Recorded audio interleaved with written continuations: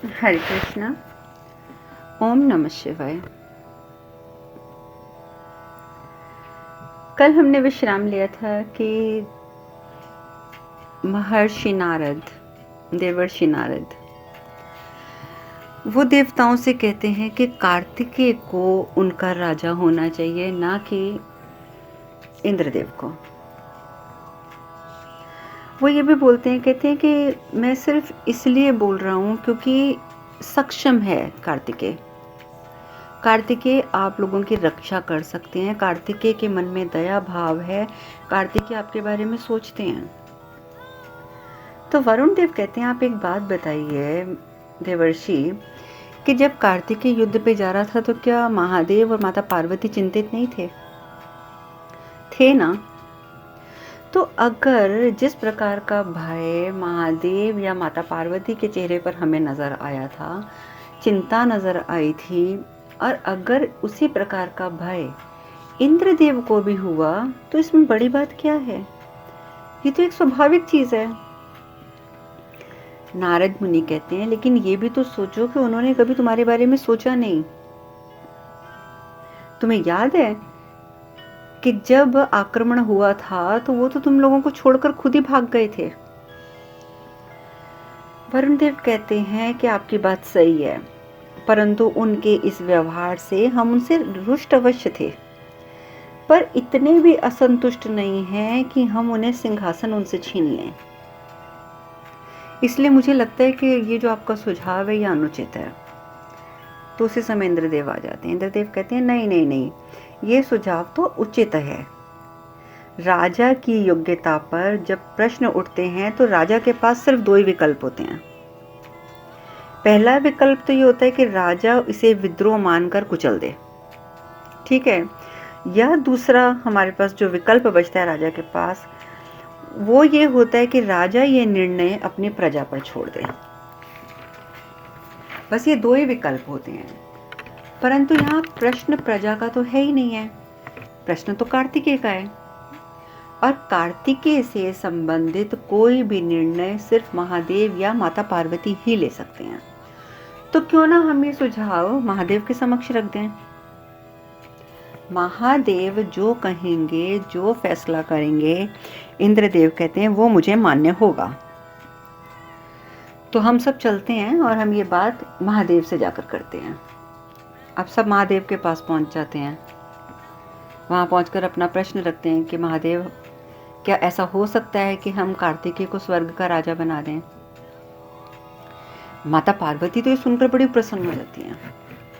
कार्तिकेय पीछे खड़ा होता है, आके वो भी सुनता है तो वो भी बड़ा प्रसन्न हो जाता है।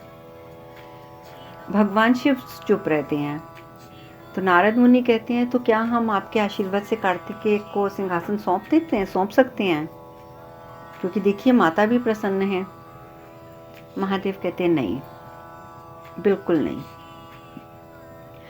माता पार्वती जो होती हैं वो हैरान हो जाती हैं कि कार्तिकेय को सिंहासन मिलने की बात हो रही है, पूरे स्वर्ग लोक का वो राजा बनने की बात हो रही है, और महादेव ने मना कर दिया। कार्तिकेय भी स्तब्ध रह जाता है कि मेरे पिता ने मेरे लिए मना क्यों कर दिया। माता पार्वती पूछती हैं, कहती हैं, क्यों स्वामी, कार्तिकेय क्यों राजा नहीं बन सकता? क्यों स्वर्ग का राजा हमारा कार्तिकेय नहीं बन सकता? शिव कहते हैं, पार्वती, क्योंकि राजा का कार्य केवल युद्ध और प्रजा के संरक्षण तक सीमित नहीं होता है। राजा का कार्य सिर्फ ये नहीं होता कि युद्ध कर लिया और प्रजा का संरक्षण कर लिया तो काम खत्म हो गया। नहीं, प्रजा की सुख समृद्धि की रक्षा करना, सुख समृद्धि का ध्यान रखना पड़ता है। राजा को धर्म की स्थापना करके धर्म का भी संरक्षण करना पड़ता है। प्रजा में द्वेष उत्पन्न ना हो, उसे इसका भी ध्यान रखना पड़ता है। और पार्वती, ऐसे सैकड़ों दायित्व होते हैं जो राजा को पूरे करने होते हैं, और हमें नहीं भूलना चाहिए कि देवलोक ही मनुष्यों के लिए उदाहरण बनता है। जो घटनाएं, जो कुछ भी देवलोक में घटित होता है वो मनुष्यों के लिए उदाहरण होता है। और ये महादेव का कुछ जो कथन है वो उचित भी है। आज अगर हम अपने शास्त्रों को पढ़ते हैं, पुराणों को पढ़ते हैं, पौराणिक कथाओं को पढ़ते हैं, तो हमारा क्या मकसद होता है कि हम उनसे शिक्षा ग्रहण करते हैं।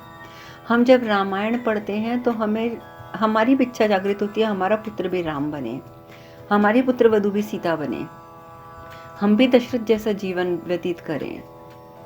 इसीलिए देखिए, अगर आपको मेरी भागवत कथा याद है तो भागवत कथा में मैंने आपको बोला था कि कथाएं सुनने का जो महत्व है वो ये होता है और उसका फायदा ये होता है कि हम उसमें वर्णित हर एक चरित्र के साथ अपने आप को तालमेल बिठाकर देखें। हम जब रामायण सुने तो हम ये देखें कि हम यहाँ पर रावण हैं या राम हैं, हम यहाँ पर सीता हैं या शूर्पणखा हैं। हम अपने चरित्र को उसके साथ मिलान करके देखें और फिर हम अपने चरित्र का सुधार करें, उसका निर्माण करें। कथाएं सुनने का फ़ायदा सिर्फ तभी तब होता है क्योंकि कथाएं एक दर्पण होती हैं जो हमें हमारा असली चेहरा दिखाती हैं कि हम कहाँ पर स्टैंड करते हैं, हम कहाँ पर हैं। तो यही बात महादेव कह रहे हैं कि देवलोक में जो कुछ होता है वो पृथ्वी पर मनुष्यों के लिए उदाहरण होता है। और यदि अन्य योग्यताओं की ओर ध्यान दिए बिना हम कार्तिकेय को सिर्फ शक्ति के आधार पर देवराज की उपाधि देंगे तो समस्त संसार में इसी उदाहरण का अनुसरण होगा। फिर तो जो भी राजा बनना होगा ना तो वो कहेगा बस मैं शक्तिशाली हूँ तो मैं राजा बनने योग्य हो गया। तो सिर्फ शक्ति एक होना ये एक राजा की योग्यता नहीं है जब तक राजा हर एक इस प्रकार के सैकड़ों दायित्व को परिपूर्ण करने का साहस ना रखता हो, योग्यता ना रखता हो, तब तक वो राजा बनने के लायक नहीं है। कार्तिकेय के पास मेरी और पार्वती तुम्हारी शक्तियां हैं किंतु शासन करने की विद्या नहीं है, अनुभव नहीं है। तो अगर हम इस समय कार्तिकेय को राजा बनाते हैं स्वर्ग का तो ये अनुचित होगा और मनुष्यों के लिए एक गलत उदाहरण भी होगा। तो अग्निदेव जब महादेव का इस प्रकार से निष्पक्ष कथन सुनते हैं तो अग्निदेव कहते हैं किंतु आप तो इस विद्या में कुमार को निपुण बना सकते हैं। प्रभु आपके लिए क्या संभव है? आप कार्तिकेय को जब योद्धा बना सकते हैं तो आप एक कुशल शासक में भी निपुण उनको बना सकते हैं। शिव कहते हैं यहाँ असंभव और संभव का प्रश्न नहीं है अग्निदेव, संभव संभव का तो प्रश्न ही नहीं है। कार्तिकेय का जन्म जिस महान उद्देश्य की पूर्ति हेतु हुआ था वो था देवताओं की रक्षा, समस्त संसार का संरक्षण, एक राजा बनना नहीं। कार्तिकेय का जन्म राजा बनने के लिए नहीं हुआ है, ये बात आपको भी भूलनी नहीं चाहिए। शासक बनने के लिए जब किसी अन्य शक्ति की आवश्यकता होगी तो मैं और पार्वती उसे भी उत्पन्न करेंगे, उसे भी हम उत्पन्न करेंगे, लेकिन तब जब हमें लगेगा कि आवश्यकता है। अभी देवताओं के राजा इंद्रदेव ही रहेंगे। कार्तिकेय योद्धा के रूप में उन्हें सशक्त बनाएगा, देवताओं का संरक्षण करेगा, इससे वो संसार के कल्याण हेतु सदैव प्रयासरत रहेंगे। और इस प्रकार से इंद्रदेव को महादेव आशीर्वाद प्रदान कर देते हैं कि जाओ कल्याण हो। और उन्होंने ये बात कह दी कि कार्तिकेय सिर्फ आप लोगों को सशक्त बनाएगा ताकि आप लोग जन कल्याण के कार्यों में सदैव प्रयासरत रहें। इंद्रदेव तो बहुत प्रसन्न हो जाते हैं, देवता भी प्रसन्न हैं। देवताओं को इंद्रदेव से कोई इतना गुस्सा भी नहीं थे, थोड़े असंतुष्ट हुए थे वो कुछ समय के लिए, पर इतने भी नहीं हुए थे कि सिंहासन छीन लें उनसे। चले जाते हैं। उधर दूसरी ओर ताड़कासुर का पिता वो जाता है शिवालय में। शिवालय में पूजा करने नहीं जाता, वो शिवालय में जाता है ताड़कासुर के 3 पुत्रों से मिलने, जिन्होंने युद्ध में भाग भी नहीं लिया था, क्योंकि वो जानते थे कि हम अगर शिव पुत्र के खिलाफ खड़े होकर उसके विरुद्ध युद्ध करेंगे तो हम शिव के संरक्षण से वंचित हो जाएंगे, इसलिए वो नहीं गए थे। अब जो ताड़कासुर का पिता है वो जाता है उनसे मिलने और देखता है वहाँ जा कर के शिवालय में शिवलिंग के और तीनों खड़े हैं शिवलिंग को घेर कर, और ओम नमः शिवाय, ओम नमः शिवाय, ओम नमः शिवाय का लगातार जाप चल रहा है। ताड़कासुर के पिता को बहुत क्रोध आता है, कहता है बहुत अच्छे से निभा रहे हो तुम शिव भक्ति और साथ ही पुत्र होने का कर्तव्य भी। तुम्हारी शिव भक्ति देखकर तुम्हारे पिता की आत्मा को तो कितनी शांति मिल रही होगी ना। जब वो ये शब्द बोलते हैं कि तुम्हारी शिव भक्ति से तुम्हारे पिता की आत्मा को शांति मिल रही होगी, तो तीनों हैरान हो जाते हैं, कहते हैं क्या क्या पिताजी नहीं रहे? ताड़कासुर का पिता बोलता है कि तुम लोग पूछ तो ऐसे रहे हो कि जैसे तुम्हें कुछ ज्ञान ही नहीं है। तुम्हें मालूम भी है कि तुम्हारे भोले प्रभु ने अपने भोले पुत्र कार्तिकेय को अपनी हथेली पर रखकर तुम्हारे पिता का वध कराया है, जानते हो तुम ये? तीनों पुत्र स्तब्ध रह जाते हैं। तारे जो होता है चौथा पुत्र तारे कहता है कि पितामह अभी असुरराज का ये पुत्र जीवित है, मैं शपथ लेता हूँ, इसी शिवालय के समक्ष खड़ा होकर मैं शपथ लेता हूँ कि मैं पिता की मृत्यु का प्रतिशोध लूंगा, चाहे कुछ भी हो जाए, चाहे कुछ भी कीमत चुकानी पड़े, पर मैं प्रतिशोध लूंगा। शुक्राचार्य कहते हैं कि शिव के पुत्र से युद्ध की कल्पना करना भी मूर्खता है, मूर्खता, बहुत बड़ी मूर्खता है तारे। यही बात हमने अनेकों बार तुम्हारे पिता को समझाई थी, किंतु उसे जीवित रहने की इतनी प्रबल इच्छा थी कि वो ही इच्छा उसके मृत्यु को कारण बन गई, उसको मृत्यु के समीप लेके चली गई। और अब तुम भी वही भूल करने जा रहे हो, वही भूल। पर तारे के ऊपर भी ताड़कासुर के प्रकाश की तरह कोई असर नहीं होता। वो अपनी बात पर अडिग है कि मैं तो प्रतिशोध लेकर रहूंगा। उधर दूसरी ओर जब इंद्रदेव को ही राजा घोषित कर दिया महादेव ने, देवता गण तो चले गए, पर कार्तिकेय बहुत क्रोधित हो गया। उसे भगवान शिव की बातें अच्छी नहीं लगी, बिल्कुल भी अच्छी नहीं लगी। अकेले चला गया वहां से उठ के और जाकर अकेले ही एक सुनसान जगह पर तलवार चलाता जा रहा है।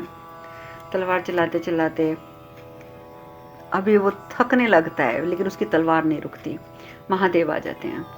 महादेव आकर बोलते हैं, पुत्र तुम्हारी व्याकुलता से मैं अनभिज्ञ नहीं हूँ, मुझे सब ज्ञात है कि तुम्हारे मन में क्या चल रहा है, परंतु तुम्हारे मन में जो विचार, जो प्रश्न, जो शंकाएं इस समय उत्पन्न हो रही हैं ना, मैं ये भी जानता हूँ पुत्र कि वो स्वाभाविक है, और मैं उन्हें दूर करने और उन प्रश्नों का उत्तर देने ही आया हूँ।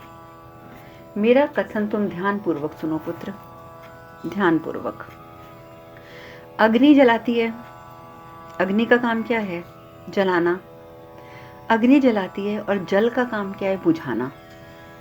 ठीक है, ये बात तुम समझते हो।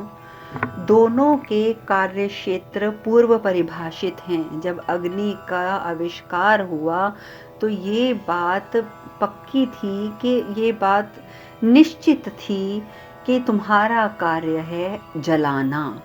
और इसी प्रकार जब जल आया, प्रकट हुआ, तो जल का भी यही कार्य था कि जहां अग्नि से तबाही हो रही होगी वहां तुमने उसे बुझाना है। ठीक है, दोनों के जो कार्य क्षेत्र से पूर्व परिभाषित थे। इन्हें ये कार्य मैंने अभी नहीं दिया कि अग्नि जाओ आज तुम जलाओ, जल को मैं ये नहीं कहता कि जल आज तुम जाके जलाओ, नहीं। हर एक का कार्य क्षेत्र पहले से परिभाषित होता है और भिन्न भी होता है। दोनों एक दूसरे को प्रस्थापित नहीं कर सकते। अग्नि बुझा नहीं सकती तो जल जला नहीं सकता।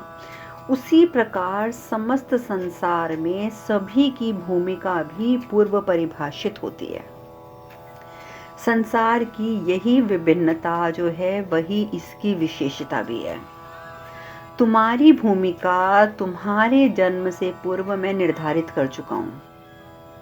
तुम उद्धारक हो कार्तिकेय, तुम उद्धारक हो मेरे पुत्र, उद्धारक। और उद्धारक जो होता है वो कभी सिंहासन पर नहीं बैठा करता, कभी भी नहीं। वो तो केवल प्रजा के हृदय में वास करता है, केवल प्रजा के हृदय में। उन्हें शासन का कोई लोभ नहीं होता। एक उद्धारक का कार्य होता है जनता का, प्रजा का उद्धार करना। उसे शासन का लालच नहीं होता कि मैं तो शासक बनूंगा तो मैं कुछ करूंगा, नहीं, ऐसा नहीं होता। वो अपने दायित्व की पूर्ति सदैव समर्पित रह के करता है। उद्धारक का कार्य होता है पूर्ण भाव से समर्पण, प्रजा के प्रति, जनमानस के प्रति पूर्ण समर्पण, सिर्फ और सिर्फ एक उद्देश्य, एक लालसा कि मैंने अपने हर कदम पर जन कल्याण करना है। इंद्र से, तुम एक बात सोचो कार्तिकेय, कि इंद्र से ताड़कासुर ने स्वर्गलोक छीन लिया था, ठीक है, क्योंकि वो मुझसे वरदान प्राप्त करके अधिक शक्तिशाली हो चुका था, इंद्र से भी अधिक शक्तिशाली हो चुका था। किंतु तुमने ताड़कासुर का वध करके देवराज के शासन की पुनः स्थापना करी। क्यों?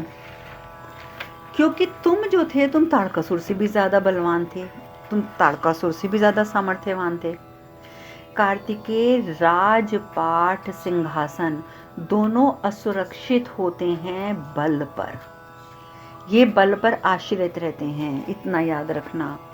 कोई भी राजा हो, राजपाट हो, राजा का सिंहासन हो, वो पूर्ण रूपेण सिर्फ बल पर आश्रित रहते हैं, किंतु हृदय में सनातन वास करता है और ये संसार की कोई भी शक्ति, कोई भी बल उसे विस्थापित नहीं कर सकता। उसे कभी भी असुरक्षा या भय का सामना नहीं करना पड़ता। जो कार्य तुम कर सकते हो ना कार्तिकेय, वो कोई और नहीं कर सकता। इसीलिए मैंने तुम्हें पहले दिन भी कहा था कार्तिकेय कि मैंने तुम्हें ताड़कासुर के वध हेतु इसलिए चुना है कि तुम मेरे पुत्र हो, इसलिए नहीं, बल्कि इसलिए क्योंकि तुम सामर्थ्यवान हो, तुम उद्धारक हो, तुम सामर्थ्यवान हो, तुम्हें राज सिंहासन नहीं चाहिए। थोड़ा बहुत असर होता है इन बातों का कार्तिकेय के ऊपर, पिता को प्रणाम करके आशीर्वाद प्राप्त करते हैं, थोड़ा बहुत समझ आता है, प्रसन्न भी हो जाते हैं, लेकिन स्वयं से कहते भी हैं कि पिताजी ने जो मेरे लिए निर्धारित किया वही तो उचित है ना, मैं तो उद्धारक हूँ, उद्धारक, मुझे किसी भी सिंहासन की कामना नहीं करनी, मैं तो एक योद्धा हूँ, और मैं योद्धा बन के, मैं तो योद्धा भी नहीं बनना चाहता था। अच्छा हुआ कि पिताजी ने देवताओं का मुझे राजा नियुक्त नहीं किया, मुझे विश्राम का समय भी मिल गया। ये सब कार्तिकेय अपने मन को समझाने के लिए कह रहे हैं कि देखो ना, अच्छा हुआ ना मैं राजा नहीं बना, अब तो मुझे विश्राम के लिए समय मिल गया, अब तो मुझे माँ को सताने के लिए भी समय मिल गया, मुझे खाने के लिए, भोजन के लिए माँ को सताना भी तो है ना। अब देखो, अगर मैं राजा बन जाता, माँ मुझे खाने खिलाने आती और मैं भागता, माँ को पीछे पीछे भगाता, तो क्या मुझे शोभा देता? नहीं नहीं नहीं, अच्छा हुआ मैं राजा नहीं बना, राजा बनता तो मैं तो इन सब चीज़ों से वंचित रह जाता। लेकिन साथ ही कार्तिकेय का दूसरा मन करता है कि नहीं, पिताजी ने मेरे साथ अन्याय किया। कहीं ना कहीं कार्तिकेय के मन में ये बात अब घर कर गई कि नहीं, पिताजी ने मेरे साथ अन्याय किया है। तभी अपने आप को इतने तथ्यों से समझाने के बाद भी उनके मुख से ये निकला कि नहीं, ये मेरे साथ अन्याय ही है। साथ ही बोलता है नहीं नहीं नहीं नहीं, ये तो सोचना भी पाप है, मुझे तो ये सोचना भी नहीं चाहिए, मेरे पिता मेरे साथ अन्याय क्यों करेंगे। लेकिन देखिए, जब शंका का बीजारोपण हृदय में हो जाता है तो वो जो है ना हमारे हृदय में वास कर जाता है। और कार्तिकेय के हृदय के एक कोने में अब ये बात वास कर गई कि मेरे पिताजी ने मुझे राजा नहीं बनने दिया। सोचता सोचता सोचता सोचता चलते चलते कार्तिकेय बहुत दूर निकल जाता है। इतना सुंदर दृश्य होता है वहाँ का, इतना सुंदर झरना, इतने खूबसूरत पेड़ पौधे, तो कार्तिकेय हैरान हो जाते हैं। कार्तिकेय बोलते हैं, अरे मैं ये कहाँ आ गया, अद्भुत, अति सुंदर, इतना सुंदर स्थान तो मैंने कभी देखा भी नहीं था। और वहीं पे उनको एक गुफा नजर आ जाती है कार्तिकेय को। वो उस गुफा के अंदर जाता है, गुफा के अंदर जाता है, प्रवेश करता है तो देखते एक शिला है, शिला के ऊपर कुछ पत्ते हैं, सूखे पत्र, और उन सूखे पत्रों के नीचे से कुछ चमक रहा है। तो वो चमक देखकर थोड़े उत्सुक होते हैं, वो शिला के पास पहुंच जाते हैं। शिला के पास पहुंचकर पत्ते हटाए, पत्ते हटाकर देखा तो वहाँ एक बहुत ही सुंदर धनुष पड़ा हुआ था, बहुत ही सुंदर धनुष। और वो जो चमक थी ना, जो रोशनी निकल रही थी, वो उस धनुष में से निकल रही थी। कार्तिकेय उस धनुष को उठा लेते हैं। धनुष को उठा के बोलते हैं, ये किसका धनुष है? और ये धनुष यहाँ पर है तो ज़रूरी बात है कि इसका बाण भी यहीं कहीं होगा। वो बाण ढूंढता है इधर उधर, कार्तिकेय बाण नहीं दिखता, तो वो खाली डोरी कोई, उसकी प्रत्यंचा कोई पकड़ता है और खींच के छोड़ देता है। जैसे ही खींच के छोड़ता है तो एक किस्म से पूरी पृथ्वी, क्या पूरा ब्रह्मांड हिलने लग जाता है।